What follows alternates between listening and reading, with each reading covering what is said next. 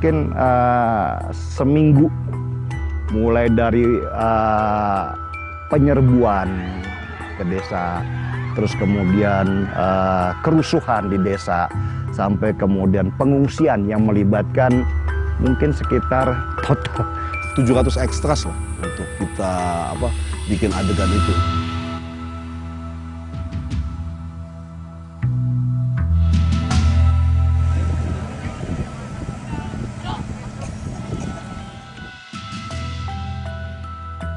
Adegan paling berat, nyari semuanya berat ternyata ya. Kupikir, tapi yang dua yang paling berat adalah penyerangan Kampung Rekoso ini dan scene pembantaian 62 Ansor yang harus kita lakukan malam, dan itu malam kan sangat pendek ya dan sangat sulit untuk kita lakukan.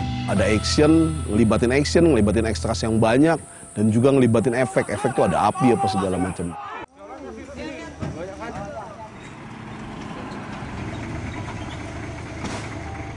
Harus menjatuhkan pohon untuk ngalangin satu adegan kayak truknya lewat terus pohon jatuh. Itu sih, itu masing-masing punya tingkat kesulitan sendiri, karena pohon itu sendiri aku nggak bikin mockup, jadi bikinnya beneran. Kenapa? Karena kita mau bakar. Malam itu kita menyaksikan penguburan mereka-mereka yang dibantai itu. Beberapa orang nangis, terutama teman-teman Ansor.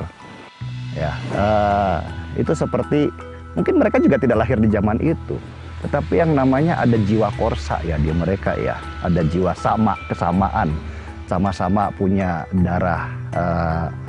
darah yang sama. Ya. Orang NU. Sepertinya iya. NU Ansor gitu ya. Sehingga ketika mereka kemudian mencoba masuk ke dalam peristiwa itu tuh, saya dengar beberapa orang nangis.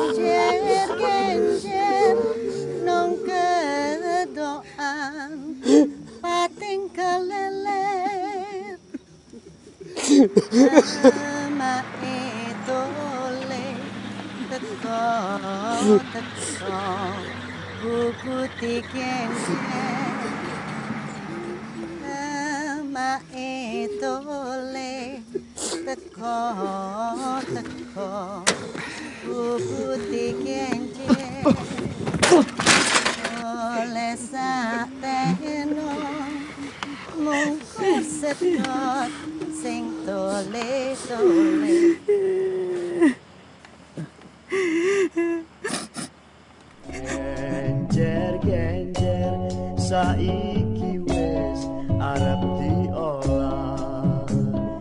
Genjer, genjer, genjer.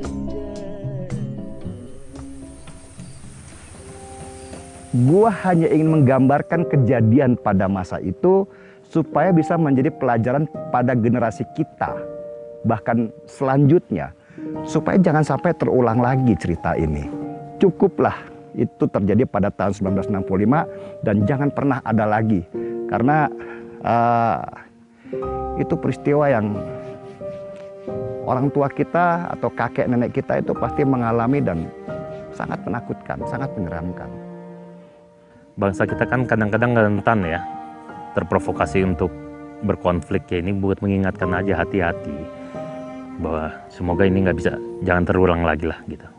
Artinya kenapa Kupu-Kupu Kertas yang pertama didengar adalah sesuatu yang rentan gitu loh. Dan kayak ibaratnya gini, kamu dari mana? Saya NU. Ngomongnya sama orang PKI bisa dibunuh. Atau kamu dari mana? Saya PKI. Ngomongnya sama orang NU bisa dibantai. Begitu rentan hubungan intimasi sosial pada waktu itu tuh sangat rentan sekali gitu loh. Pokoknya lo keturunan A lo harus benci sama B, lo keturunan B harus benci sama A. Itu buat gue itu adalah warisan sejarah yang membodohi gitu loh. Ketika G30S pecah, itu ada momen-momen di mana banyak orang itu tidak mengerti sebenarnya itu insiden apa gitu. Orang itu bingung untuk mengartikan ini apa. Ada banyak hoax-hoax yang beredar ya. Jadi ada banyak, ya mungkin sama seperti sekarang ya, di Indonesia kalau situasi darurat pasti kita udah nggak bisa bedain nih mana berita benar, mana berita bohong.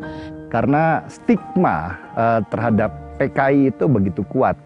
Dan ada satu yang gue takutkan adalah bahwa ada tuduhan gue ingin mengangkat kembali ideologi PKI ke Indonesia. Padahal enggak. Gue ingin bicara kepada generasi muda bahwa kita pernah punya sejarah kelam. Karena sejarah kan gimana juga kan yang menulis sejarah kan yang memegang pena. Dan yang memegang pena adalah pemenang. Yang kalah nggak bisa menulis sejarah. Ya, dan banyak penolakan sebenarnya terhadap film ini. Karena orang-orang di daerah sini itu tidak ingin membangkitkan kembali luka lama. Kita tidak ingin membuka luka lama apa yang terjadi di sini. Tetapi minimal apa yang pernah terjadi itu bisa jadi sebagai sebuah pembelajaran ke depan. Sehingga sesuatu yang negatif kita harapkan bisa menjadi positif. Mungkin ini akan jadi satu karya yang orang melihat kita jangan gitu lagi deh. Kita nggak gitu loh. Contoh seperti Ning dan Iksan adalah contoh satu kemanusiaan yang sangat murni gitu loh. Love is above all gitu loh. Cinta adalah di atas segalanya. Dan itu mungkin kayak sesuatu yang utopis ya, tapi gue rasa itu yang perlu dikejar sih dalam kemanusiaan. Aku sebenarnya mau ajak kamu pergi. Pergi kemana? Keluar dari sini. Ke tempat yang lebih bebas. Ke tempat di mana kita bisa diterima, dimengerti, tanpa ada perbedaan. Memangnya ada tempat seperti itu? Ada. Pasti ada. Pasti ada tempat seperti halaman yang damai. Tidak ada yang benar.